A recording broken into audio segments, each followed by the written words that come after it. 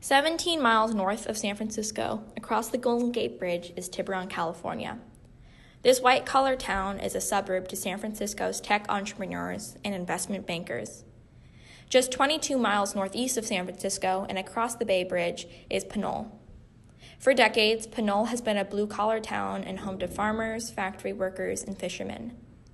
Despite their modern-day differences, these two towns were once very similar.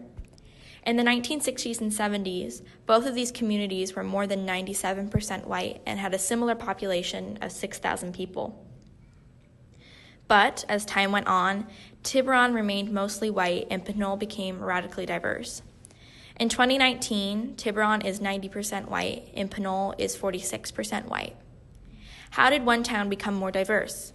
How did two towns that were once very similar diverge? Through research, I have created a hypothesis that it could explain their divergence.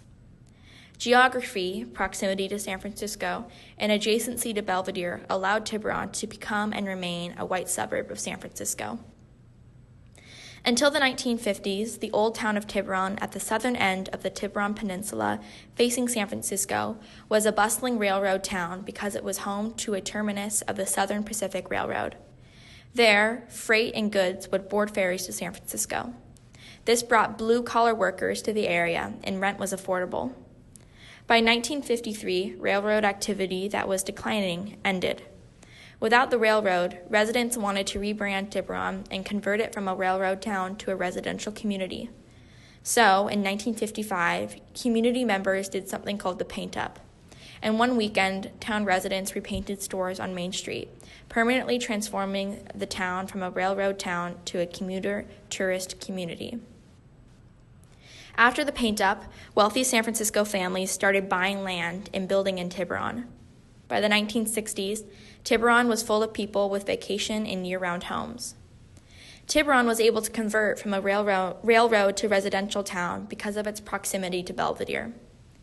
Belvedere was established in 1896 and became a neighborhood full of weekend and summer homes nearly 70 years before Tiburon.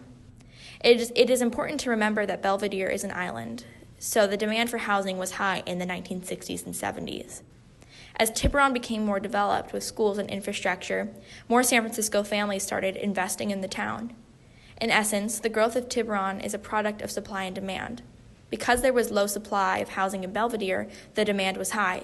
This prompted residents to buy property and homes in nearby Tiburon, allowing Tiburon to grow. Quickly, Tiburon became almost identical to Belvedere, both racially and economically. Like Tiburon, Pinole was predominantly white until the 1960s.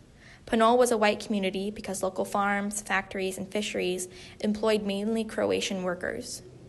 But in the 1960s, Pinole slowly became more diverse when city officials started to integrate surrounding communities like Richmond, a then predominantly black community. In addition, many families of color moved to Pinole to attend better schools. Starting in the 1850s, Pinole was home to blue-collar railroad and factory workers. Prior to 1918, the town's main industry revolved around the Central Pacific Railroad. Residents had jobs fixing the trains and managing the goods that were imported. The biggest industrial development in Pinole was in 1916 when the Hercules powder plant was built. This plant was the largest producer of TNT in the nation. During World War II, the Hercules powder plant produced 7 million pounds of TNT to aid the World War effort. On both the railroad and TNT plant, the majority of workers were of European, specifically Croatian descent. This made the population in Pinole predominantly white. But in the 1960s, this all changed. Pinole became more diverse in the 1960s because there was an influx of black workers and veterans moving to Richmond after World War II. Black families and veterans moved to Richmond for two reasons. The first, during the war, many black people were employed as ship workers at Point Richmond. When the war was over, many of these black workers moved to Richmond. The second is that Richmond was one of the few cities in California where black veterans returning from war were given priority in public housing. With the increase of black residents, Richmond schools became over-enrolled and predominantly black. City officials, noticing the over-enrollment and racial segregation, wanted to integrate Richmond into surrounding cities by creating a new school district. So, officials created the West Contra Costa County Unified School District. This district was created in 1965 and included both Richmond and Pinole. Shortly after the new school district was created, Richmond families started moving into Pinole for three main reasons. The first, in the 1960s, many of Richmond's elementary and middle schools had to be rebuilt. The buildings were not up to code and were a safety hazard. This displaced students to surrounding public schools, many of which were in Pinole. This is an example of how school choice and supply and demand intersect. When there's high demand and low supply of schools, lotteries often place students outside of their county to attend school. The second reason is because Pinole's schools in the 1960s were better than Richmond schools. This also created an incentive for families to move to Pinole. The third reason is because rent in Richmond and Pinole was relatively the same in the 60s. This made it even easier for families to move from Richmond to Pinole.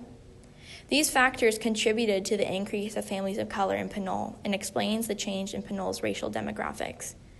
In conclusion, Tiburon and Pinole diverged because of geography. Tiburon, because of its geographical placement, is similar to Belvedere.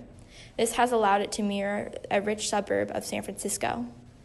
Pinole, even though originally white, became more diverse because of its proximity to Richmond.